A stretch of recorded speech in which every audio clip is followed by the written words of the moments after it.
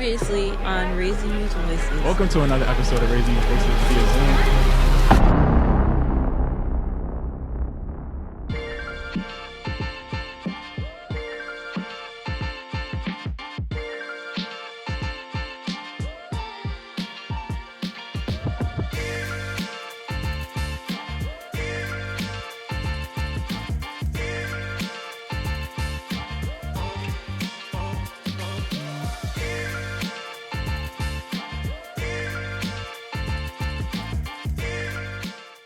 The problem is that parents are not properly educated on the safety practices, so they're not able to help their children when sleeping in the best way possible. Therefore, SIDS, sudden infant death syndrome, is becoming more common amongst adolescents. 45% of newborn parents receive little to no information about how to put their baby to sleep. And overall, 20% didn't know that you should place your baby on their back to sleep. That information came from the CDC. So, question, did y'all know that in Connecticut, like all the calls for the cases, for the child abuse and neglect or whatever, all the cases, there's only one number that everybody in Connecticut has to call? And when I think about that, like when I think about there only being one number, one outlet, that makes me think about everybody going to that one place, which is causing a lot of calls. And like I was saying, the last time we had a meeting, the DCF worker that I was talking to, he was saying that he thinks that he feels as if like one of the problems within the system is that they're getting a lot of unnecessary calls. So getting a lot of unnecessary calls means that they're getting too many cases. And if they're getting too many cases, then it's causing the workers to not be able to give so much attention to each case. Generational trauma can affect a wide variety of families and show up in ways that you might not think of, such as a family might seem emotionally numb or have strong hesitancies about discussing feelings. A family might see discussing feelings as a sign of weakness. Another family might have trust issues with outsiders and seem continually conflictual, and then some families might seem anxious and overly protective of their children or family members, even when there is no threat of danger. So that's new too. I didn't even know that, but yeah. Wow. Overall, before we wrap up, what is one thing that you want to accomplish this year in 2021? One goal for 2021, I'm trying to expand my vocabulary, most definitely. So I'm not saying like or when I'm talking. I actually have the words that I want to say. So yeah, that's one of my goals. Oh, that's nice. No more vocal crutches. One of my goals in 2021 is to invest more in myself as an individual, and to also start a fitness franchise on the side. So that's what I'll be investing in. Just a question to think about, what drives you. Just think about really, what drives you, what motivates you, or to have the opportunities that you have. What brings the best out of you, whether it be acknowledgement, whether it be recognition, whether it be a paycheck from your job. What drives you? Just a simple question.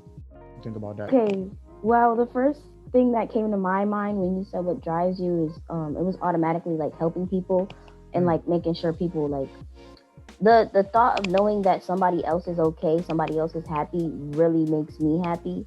And then you started talking about paychecks. And then I got happy. So I would say both of those, knowing that other people are happy, helping other people, and paychecks. There's no right or wrong answer. It's just kind of some examples of what it could be. Sometimes I'm driven by knowing that you're going to get paid, or knowing that something's coming, and I have to, continue my drive. I have to continue pushing forward to get to that, to making sure I'm getting to that point or I'm meeting that goal. So, hey, there's no right or wrong answer. College-wise, I want to go to college because after college, I want to start my career in helping people the correct way and changing my community and making a big impact. So that's how I'm pushing myself towards college because there's so much I want to do. And then yeah, that's all I can think of right now. Excellent. You know, sometimes it takes that person that really motivated you that is no longer here. Same for me, like my uncle and my grandfather is just like I can never stop talking about them. But then I know if I'm doing something wrong or if I have a goal and I'm slacking on that goal or whatever it is that I want to do, and I'm just like, you know what? If they were here, they would tell me this. So now I gotta make sure that I'm pushing forward to do that. So perfect example. Something that motivates me to get things done. I don't like being bored in the house, so having something to do gets me out the house and keeps me active. Like I run around outside in the cold all day at work, but it's better than being in the house, so that keeps me going.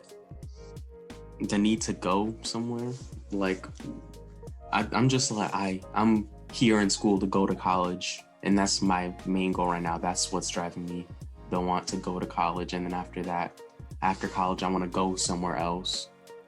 So I'm really just working towards the next stop in whatever my larger plan is, I guess. Well, the thing that really drives me is the fact that one day I want to be able to have a family, and for that family I want to provide for them. And so getting up and doing the things that I need to do every day is bringing me closer to that family that I want to have, and the person that I want to be for the people that I'm around. What motivates me is like, helping people.